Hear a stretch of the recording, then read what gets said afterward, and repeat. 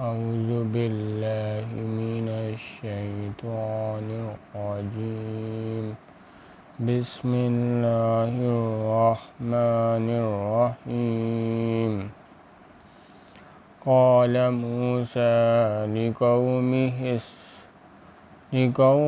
استعينوا بالله واصبروا إن الأرض لله يورثها من يشاء من عباده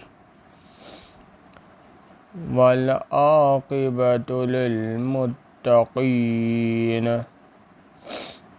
موسیٰ علیہ السلام نے اپنی قوم سے کہا کہ اللہ سے مدد مانگو اور ثابت قدم رہو۔ زمین تو اللہ کی ہے، وہ اپنے بندوں میں سے جسے چاہتا ہے اس کا مالک بناتا ہے، اور آخر بھلا تو ڈرنے والوں کا ہے۔ قالوا أوذينا من قبل أن تأتينا ومن بعد ما جئتنا قال عسى ربكم أن يهلك عدوكم ويستخلفكم في الأرض فينظر كيف تعملون۔ اور بولے کہ تمہارے آنے سے پہلے بھی ہم کو اذیتیں پہنچتی رہیں اور آنے کے بعد بھی۔ موسیٰ علیہ السلام نے کہا کہ قریب ہے کہ تمہارا پروردگار تمہارے دشمن کو ہلاک کر دے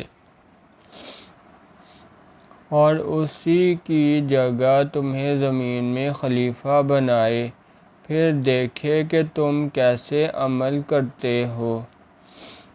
وَلَقَدْ أَخَذْنَا آلَ فِرْعَوْنَ بِالسِّنِينَ وَنَقْصٍ مِّنَ الثَّمَرَاتِ لَعَلَّهُمْ يَذَّكَّرُونَ۔ اور ہم نے فرعونیوں کو قحطوں اور میووں کے نقصان میں پکڑا تاکہ نصیحت حاصل کریں۔ فَإِذَا جَاءَتْهُمُ الْحَسَنَةُ قَالُوا لَنَا هَٰذِهِ وَإِن تُصِبْهُمْ سَيِّئَةٌ يَطَّيَّرُوا بِمُوسَىٰ وَمَن مَّعَهُ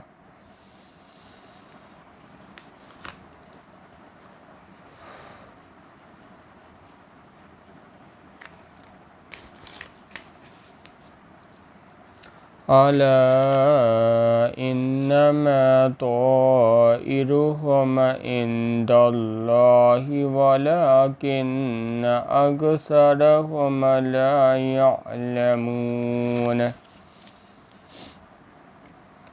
تو جب انہوں نے آسائش حاصل کی تو جب ان کو آسائش حاصل ہوتی تو کہتے کہ ہم اس کے مستحق ہیں، اور اگر سختی پہنچتی تو موسیٰ علیہ السلام اور ان کے رفیقوں کی بدشگونی بتاتے۔